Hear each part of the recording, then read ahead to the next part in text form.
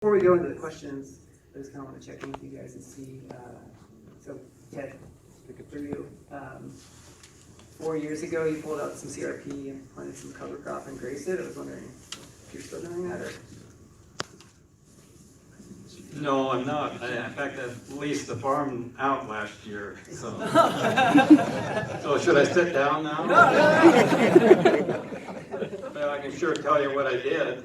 So it wasn't after CRP. I mean, I started direct seeding after the CRP, so I haven't touched the ground with any tillage for several years, and I was told not to touch that ground if you had it in CRP for a very long time, and I have not. I'm a real direct seeder. I don't believe in touching the ground. So anyway, we have cattle. And so I took 25 acres and I seeded it to, I guess you call it a cover crop, an alternative crop. It was a real mix of brassica and legumes, and I think there were 6 different varieties. And then I did that in the spring in April, and then it wasn't ready for the cattle to graze it until about the end of May or June, and our insurance man said you're supposed to terminate it in June.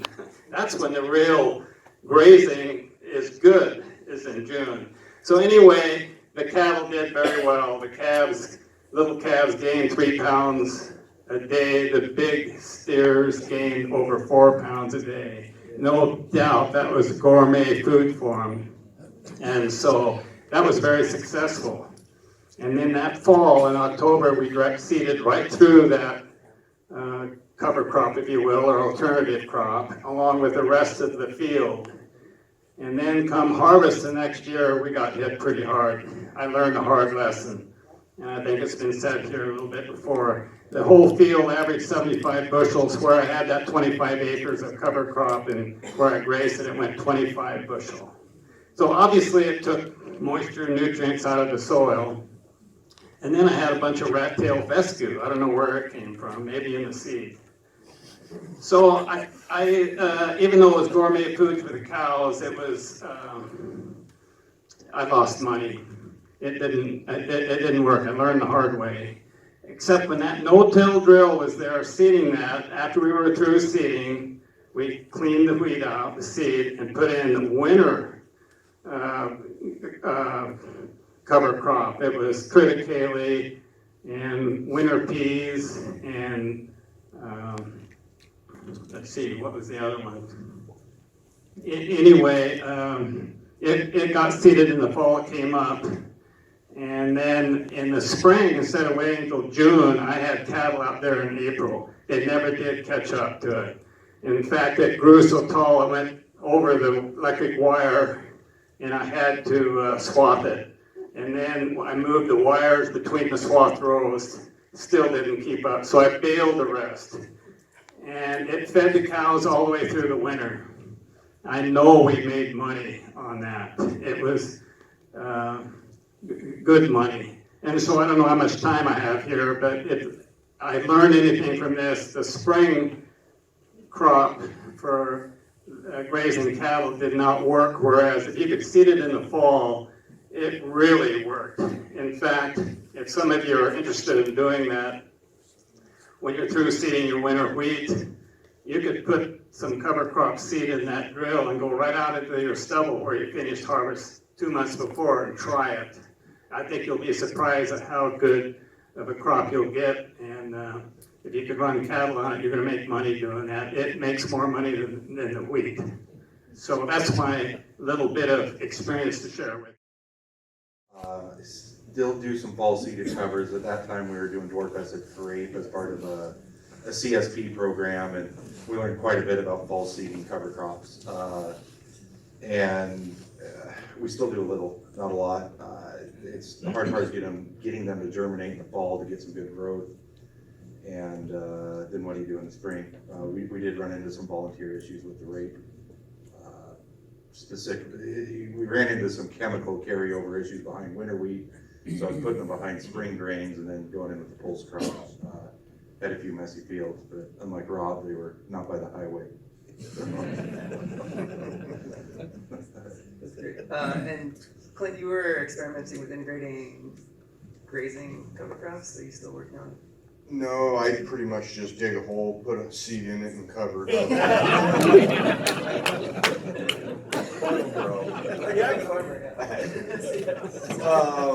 So we started some interseeding alfalfa with garbs.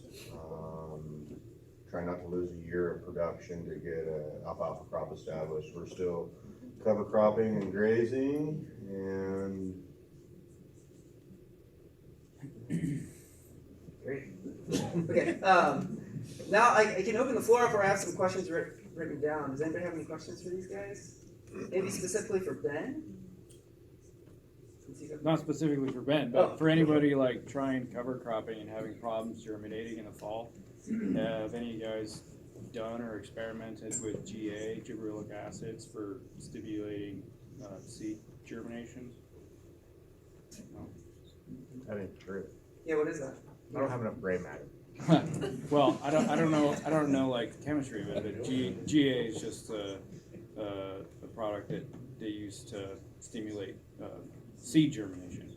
So, and there's been some experimentation done with either getting up annual weeds in the fall for spraying, or also for promoting cover crop growth in the fall.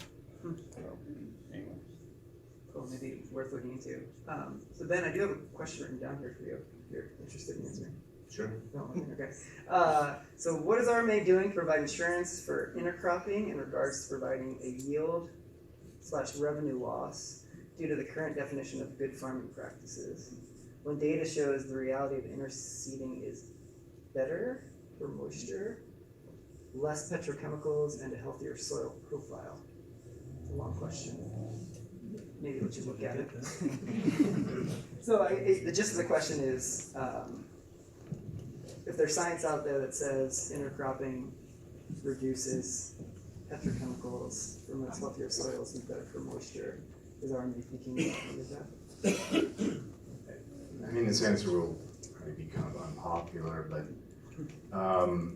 RMA, since it's crop insurance, I mean, I wouldn't say they were unconcerned about your soils, but or those other things that are mentioned there. Our concern being insurance is the yields. Is it negatively impacting the yields, or is there a benefit to the yields?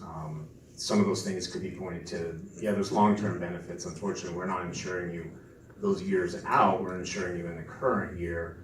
So if there's something that impacts the yields, where there's a yield drag for that particular year that increases the likelihood of an indemnity, that's what we call in the insurance adverse selection, that you've made a management decision that negatively impacts your yields, which makes you more risky and likely have a greater chance of triggering an indemnity even under normal growing conditions.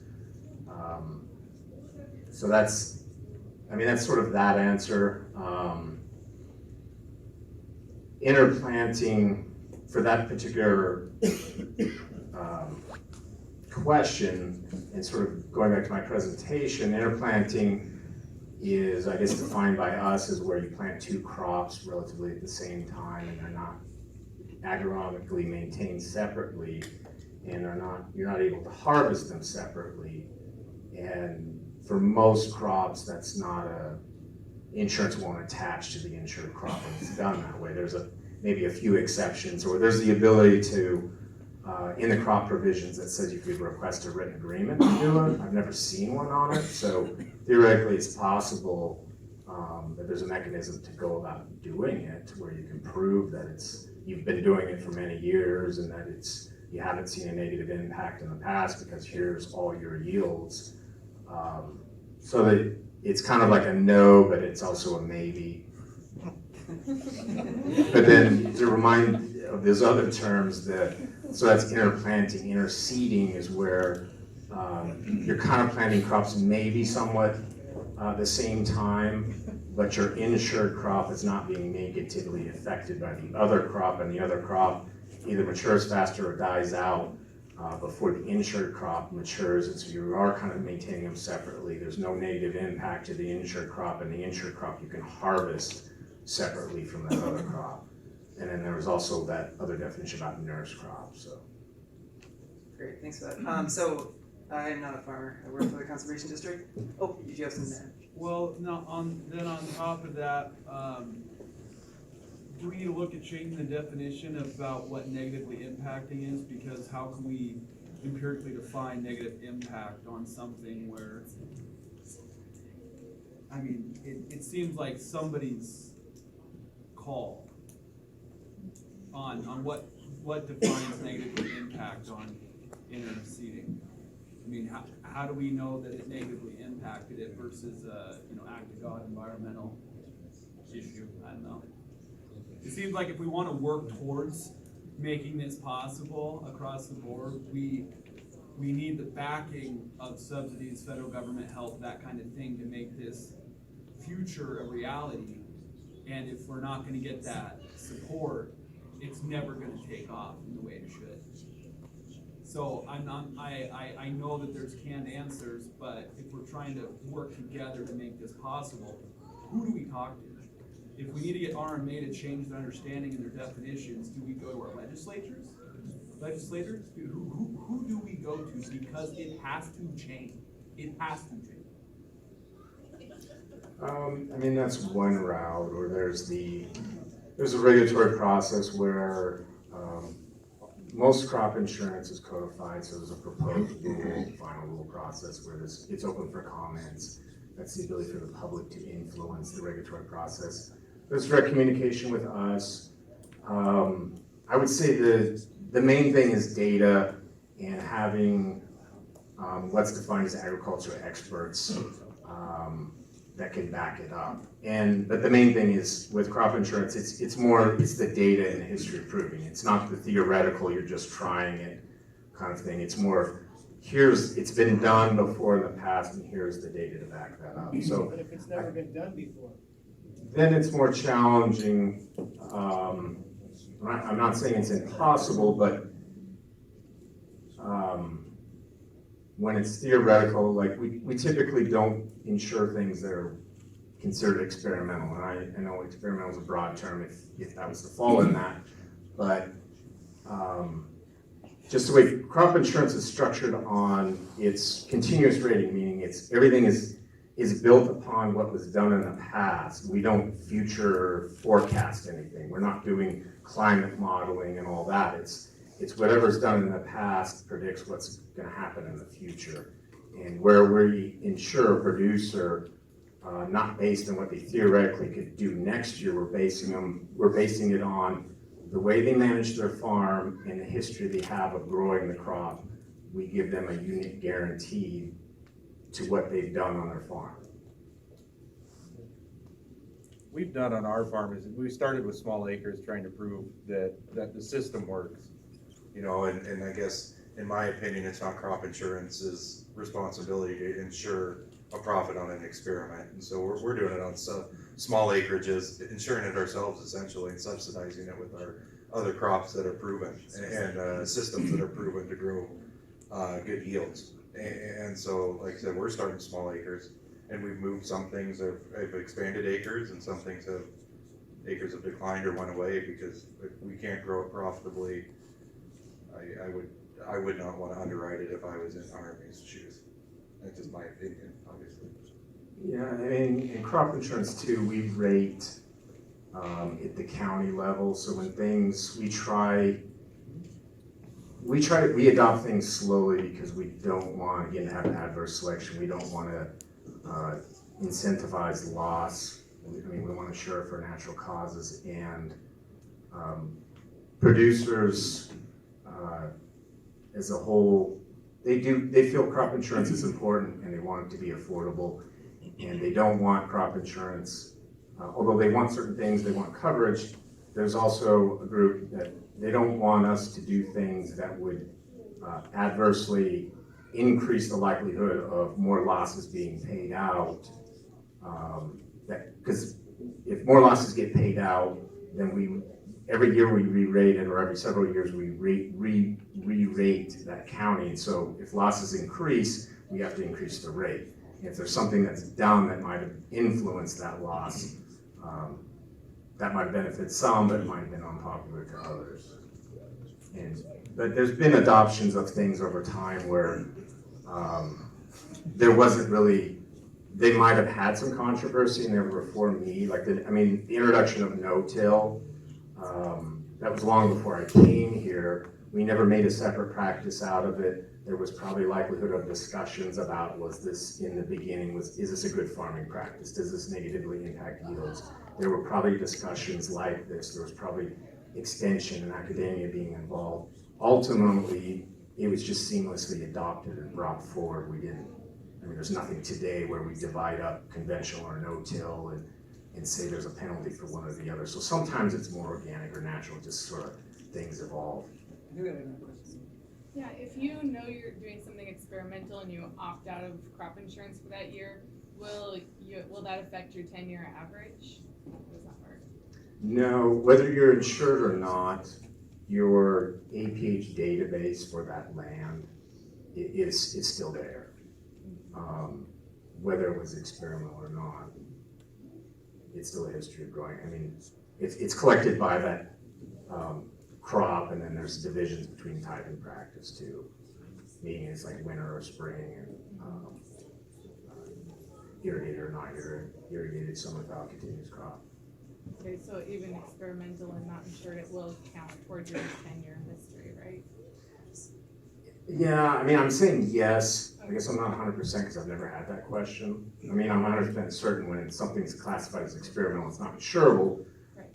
But I feel fairly confident for APH purposes that would be something that would be part of the database. Okay. So you're screwed. Isn't that data collected by the FSA, the Farm Service Agency? Isn't that what the data that you're using? It's both. Most acreage reports are done at FSA.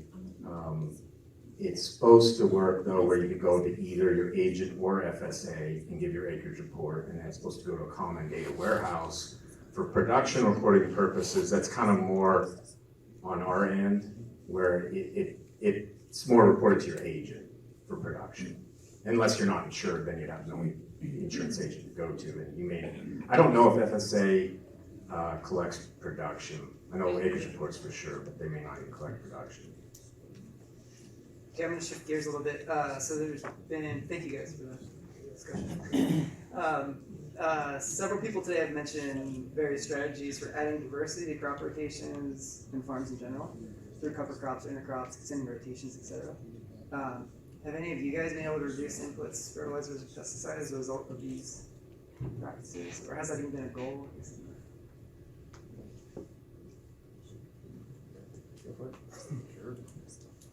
Yeah, it's multi-tiered. It wasn't just one, it's just not cover crops or diversified crops, but we've definitely reduced inputs, and timing's a big part of it. We've used technology to do that, and we're focusing on where we put it. Herbicide chemistries we've reduced by adding synthetics and buffering waters and doing things like that, and just trying to apply it smarter. And but I've used oats as a way to control Italian ryegrass and reduce chemistry that way. Our forage crops, putting them out there and taking the hay off has reduced herbicide usage by just getting out there before it goes to seed. And then, like the long-term perennials, alfalfa in particular fixes nitrogen, so we're reducing our nitrogen loads there. But we've reduced nitrogen rates substantially just by what we feel is creating healthier soils, and as our organic matter rises, we're given more credit for nitrogen there, and we're able to reduce rates by doing that.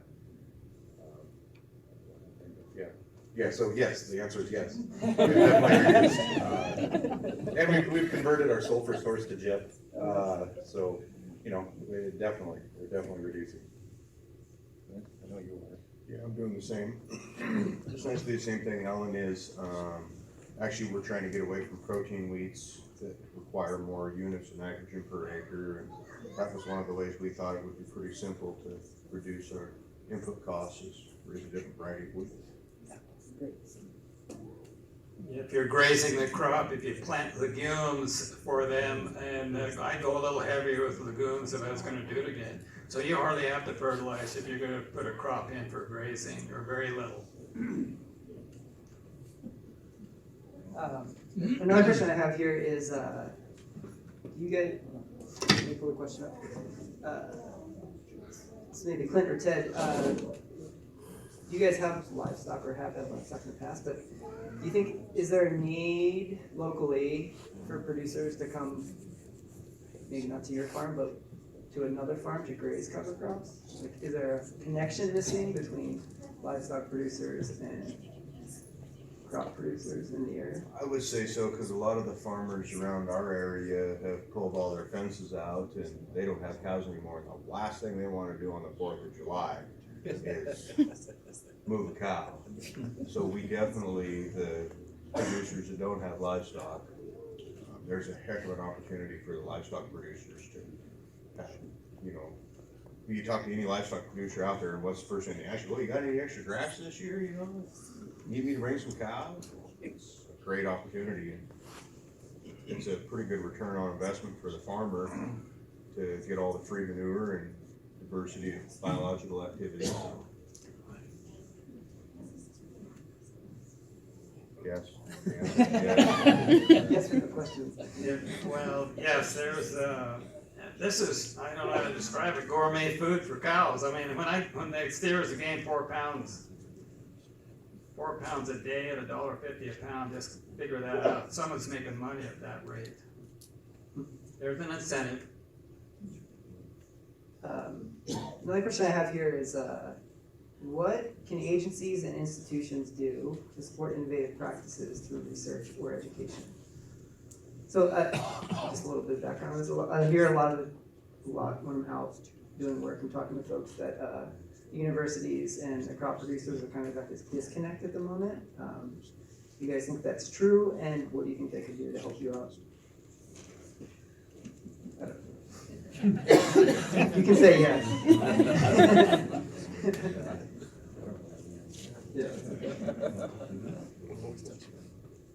I don't know if this quite answers it, but, because I'm not a producer, so I don't know if there is or isn't a disconnect between the producers and the university, but,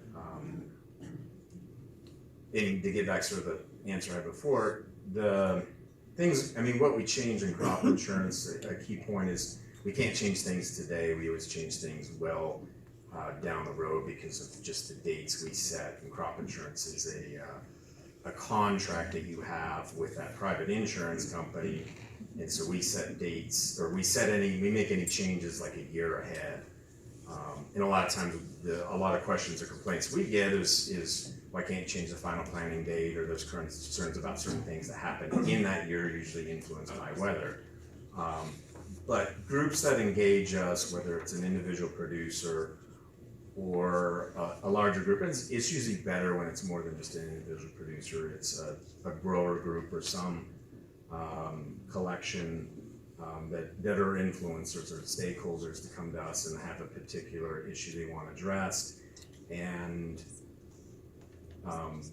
then you kind of just you keep pressing it. Sometimes if something seems like a one-off, there's less likelihood of it getting it achieved, but there are various things that we've made changes over time. There's somebody in the audience, Leslie Michaels, that I've worked with that she's had some impact on what we do, and we've had a slow evolution with cover crops. But to be honest, it's rare that I ever get a question about cover crops or these type of things.